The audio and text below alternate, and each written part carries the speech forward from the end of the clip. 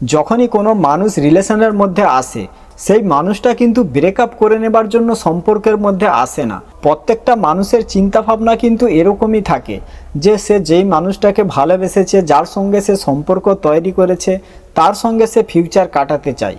But কিছু মানুষ এরকম আছে যারা সবসময় বেটারের খোঁজে থাকে, যখন তার লাইফে বেটার কেউ চলে আসে।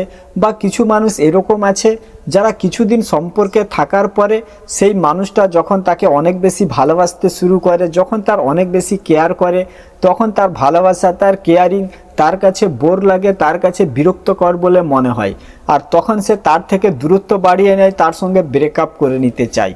দেখো, সব থেকে নোংরা, সব থেকে জঘন্য মানুষ কিন্তু সেই মানুষগুলো, যেই মানুষগুলো অন্য কারোর জন্য তার প্রিয় মানুষটাকে ছেড়ে চলে যেতে চায়। তো যেই মানুষটা তোমার সঙ্গে ব্রেকআপ করতে চাইছে সেই মানুষটাকে কিভাবে শিক্ষা দেবে, কিভাবে তাকে দুঃখ কষ্ট দেবে, সেই মানুষটাও তোমার জন্য তড়পাবে, তোমার জন্য ছটফট করবে। দেখো, প্রথমে একটা জিনিস বুঝে নাও, ব্রেকআপ এইগুলো হচ্ছে একটা ইমোশনাল গেম। যেই মানুষটা তার ইমোশনস কন্ট্রোল করতে পারবে সেই মানুষটা কিন্তু তার লাইফে আনন্দতে থাকতে পারবে। ব্রেকআপের পরেও তুমি তোমার জীবনী আনন্দতে কাটাতে পারবে, কিন্তু সেই মানুষটাই তোমার জন্য দুঃখ কষ্ট পাবে। একটা জিনিস জেনে নাও, ব্রেকআপের যে পরিকল্পনা এটা কখনো একদিনে হয়নি। এরকম নয় যে সে রাতারাতি কোনো স্বপ্ন দেখেছে আর আজকে সে তোমাকে এসে বলছে যে তোমার সঙ্গে আমি সম্পর্কে থাকবো না, তোমার সঙ্গে ব্রেকআপ। এরকম কিন্তু নয়। এই পরিকল্পনাটা সে অনেক দিন আগে থেকেই করেছে। হয়তো তোমার সাথে সম্পর্কে থাকাকালীন সে অন্য কারোর সঙ্গে কথা বলেছে, অন্য কাউকে অ্যাটেনশন দিয়েছে, এখন সে তোমাকে বলছে যে আমি তোমার সাথে সম্পর্কে থাকবো না। আর আমরা এরকম ভুল ধারণার মধ্যে থাকি, আমরা কখনো কখনো এটা মনে করি যে ওই মানুষটা কোনো সমস্যার মধ্যে আছে বা ওই মানুষটাকে কেউ ভুলভাল বুঝিয়েছে, সেই জন্য ও আমার সঙ্গে ব্রেকআপ করে নিতে চাচ্ছে। কিন্তু এরকম নয়, সেই মানুষটা সব কিছুই জানে, সব কিছুই বুঝেও তারপরেও সে তোমার সাথে ব্রেকআপ করতে চাইছে। তো যখনই কেউ তোমার সাথে ব্রেকআপ করতে চাইবে তখনই শুধুমাত্র তার মাইন্ডের সাথে তুমি এই গেমটা খেলে দাও। তারপরে দেখো যে সেই মানুষটা কেমন তড়পাবে, কেমন ছটফট করবে। যখন সে তোমাকে বলছে যে আমি আর তোমার সাথে সম্পর্কে থাকবো না, তোমার সাথে ব্রেকআপ, তখন তুমি তার কাছে একেবারে এটা দেখাবে না যে সেই মানুষটার এমন কথাবার্তার কারণে তোমার অনেক দুঃখ হচ্ছে, তোমার অনেক কষ্ট হচ্ছে। দেখো, যেই মানুষটা দুঃখ কষ্ট পায় মানুষ সেই মানুষটাকে বেশি করে দুঃখ কষ্টই দিতে চাইবে। কিন্তু তুমি যদি আনন্দতে থাকতে পারো তখন সবাই তোমাকে আনন্দতে রাখতে চাইবে আর মানুষ তোমার সাথে থাকতেও চাইবে। সেই জন্য তার কাছে একেবারেই দুঃখ কষ্ট দেখাবে না যে প্লিজ তুমি আমার সঙ্গে এমন করো না, তুমি আমাকে ছেড়ে যেও না, তোমাকে ছাড়া আমি থাকতে পারবো না, দেখো আমি তোমাকে কতটা ভালোবাসি। এভাবে কখনো তার কাছে বলতে যাবে না। যখনই সে তোমাকে বলছে যে তোমার সঙ্গে ব্রেকআপ, তোমার সাথে আমি আর সম্পর্কে থাকবো না, তখনই তার কাছে একটাই কথা বলে দাও যে দেখো, ঠিক আছে তুমি আমাকে ছেড়ে চলে যেতে চাচ্ছ, ঠিক আছে তুমি আমাকে ছেড়ে চলে যাও।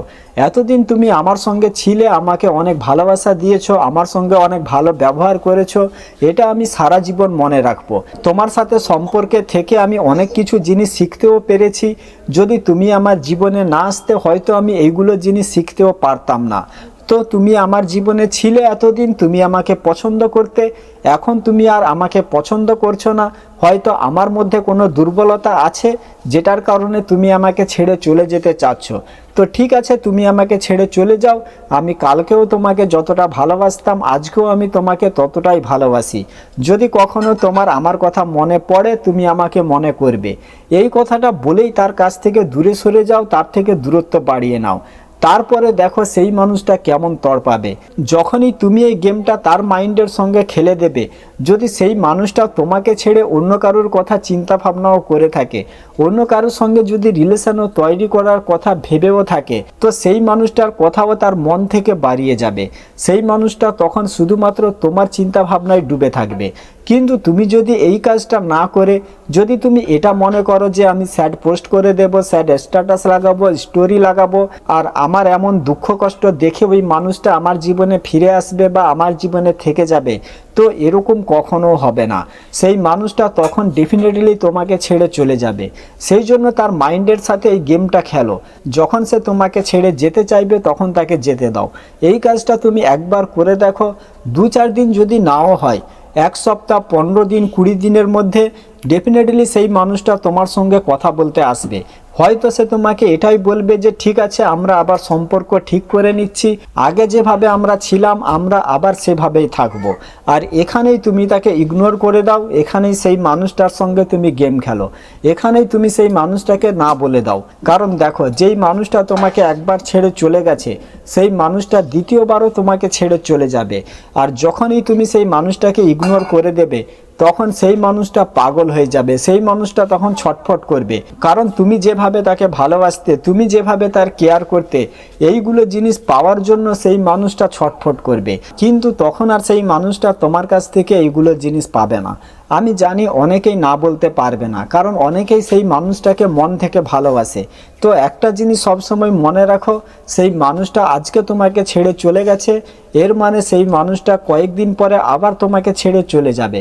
সেই জন্য এরকম মানুষকে চান্স দেবার কোনো দরকার নেই। নিজের ইমোশনস কন্ট্রোল করো। হয়তো তোমার কিছুদিন কষ্ট হবে, অনেক দুঃখ হবে, কিন্তু পরে তোমার জীবনই খুব ভালোভাবে কাটবে। যদি সে তোমাকে ছেড়ে অন্য কারোর সঙ্গে সম্পর্ক না তৈরি করে, যদি সে সিঙ্গেল থাকে, তখন তুমি তাকে একটা চান্স দিতে পারো। কিন্তু সে যদি অন্য কারোর জন্য তোমাকে ছেড়ে চলে যায়, তো এরকম মানুষকে কখনো চান্স দিতে যাবে না। নিজের লাইফে গ্রো করো, নিজের লাইফে সাকসেস হও, তখন ডেফিনেটলি সেই মানুষটা তোমার জন্য দুঃখ কষ্ট পাবে আর অনেক তড়পাবে। ঠিক আছে, তো আজকের ভিডিওটা এখানে শেষ করছি। সবাই ভালো থাকবেন। ভিডিও ভালো লাগলে চ্যানেলটা সাবস্ক্রাইব করে রাখবেন, আর ভিডিওটা বন্ধুবান্ধব বান্ধবীদের সাথে অবশ্যই শেয়ার করে দেবেন।